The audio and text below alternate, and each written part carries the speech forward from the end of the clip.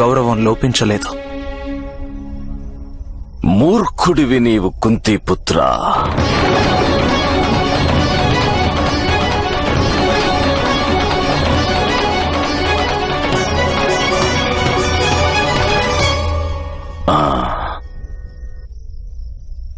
నాకు తెలుసు నీవు కుంతిపుత్రుడవని.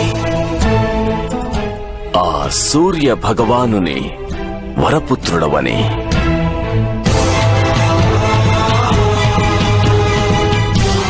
పంచ పాండవులకు అగ్రజుడవు నీవని. ఇది ఈరోజు కాదు, ఎంతో కాలంగా నాకు తెలుసు పుత్ర. నీవు దివ్యుడవు. నీపై ద్వేషం కాదు, కరుణ కారణంగా నేను నిన్ను హస్తినాపురికి దూరంగా ఉంచే ప్రయత్నం చేశాను. ఎందుకంటే నాకు తెలుసు, పాదరసం స్పర్శతో స్వర్ణం తెల్లగా మారుతుంది, కానీ తామ్రంలో ఎటువంటి మార్పు రాదు. అదేవిధంగా దివ్యత్వం ఎంత అధికమైతే పతనం కూడా అంత అధికమవుతుంది.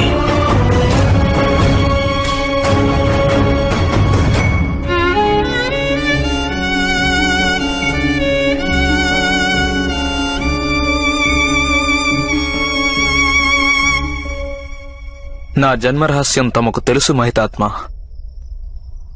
కానీ నా జీవిత రహస్యం తెలుసునా మీకు? సమస్త సమాజం ఒక వ్యక్తిని తృణీకరిస్తుంటే వానికి జీవితం అంతా మృత్యువుతో సమానమనిపిస్తుంది. నదిలో మునిగిపోతున్న మనిషి మొసలి వీపుపై కూర్చొనైనా తన ప్రాణాలను కాపాడుకునే ప్రయత్నం చేస్తాడు. యావత్ సమాజం తృణీకరిస్తుంటే ఆ వ్యక్తి ధర్మాధర్మాల తారతమ్యం తెలుసుకోలేడు మహితాత్మ. నాకు తెలుసు పుత్ర. బీజం ఎక్కడ పడుతుందో అక్కడే మొలక వేస్తుంది. అది తన స్థానాన్ని మార్చుకోలేదు. ఇది నీ దౌర్భాగ్యం పుత్ర. నీకు ఆ అధర్మపరుల మధ్య సర్వప్రథమంగా స్థానం లభించింది. ఇక నీ దౌర్భాగ్యమే యావత్ సమాజానికి దౌర్భాగ్యంగా మారింది.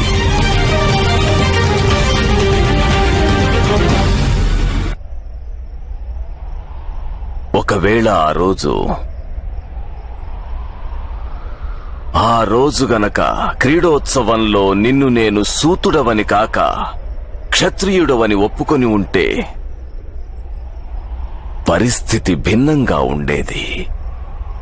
నీ పుత్రుడు ధనుర్విద్య నేర్చుకోవాలని అనుకుంటే మగధకు వెళ్లి నేర్చుకోమని చెప్పు. తన తల్లిదండ్రులను, జన్మభూమిని వదిలి వెళ్లమని చెప్పు.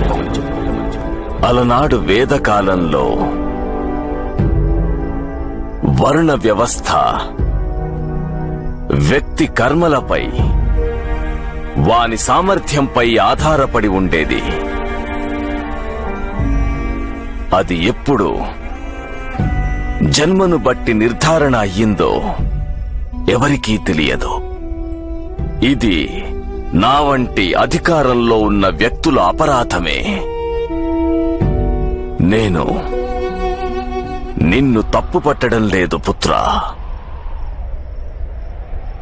కానీ ఇప్పుడు మొత్తం తెలుసుకున్న తరువాత నీవు ఈ యుద్ధాన్ని త్యజించవచ్చు పుత్రా.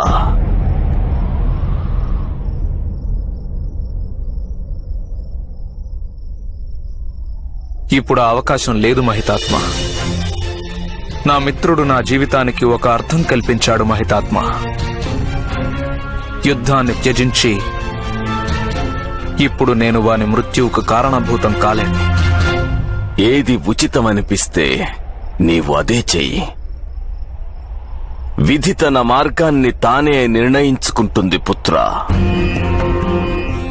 మన సంకల్పాలు ఇష్టం అయిష్టం వలన ఏం జరుగుతుంది? నేను నీకు జయం కలగాలన్న ఆశీర్వాదం ఇవ్వలేను పుత్రా.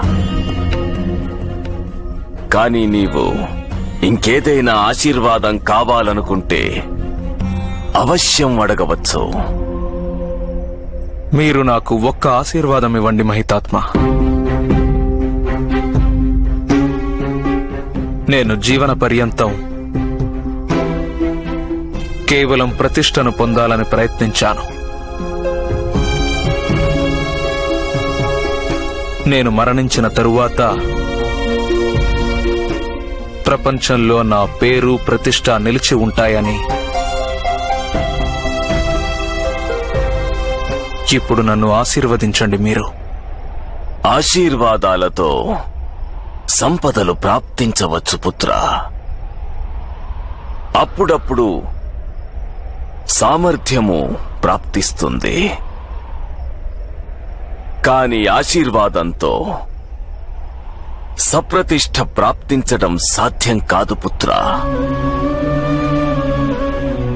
నీవు ప్రతిష్టను పొందాలనుకుంటే విజయం కోసం యుద్ధం చేయి, వధించేందుకు కాదు. మనుష్యులను వధించడం వంచనతో కపటంతో కూడా సాధించవచ్చు. కాని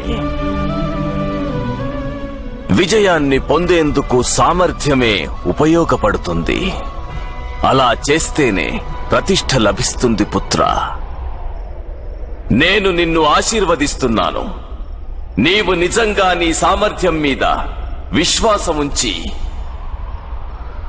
వంచనను కపటాన్ని ప్రయోగించకుండా ఉంటే అవశ్యం నీకు ప్రతిష్ఠ ప్రాప్తించగలదు పుత్రా.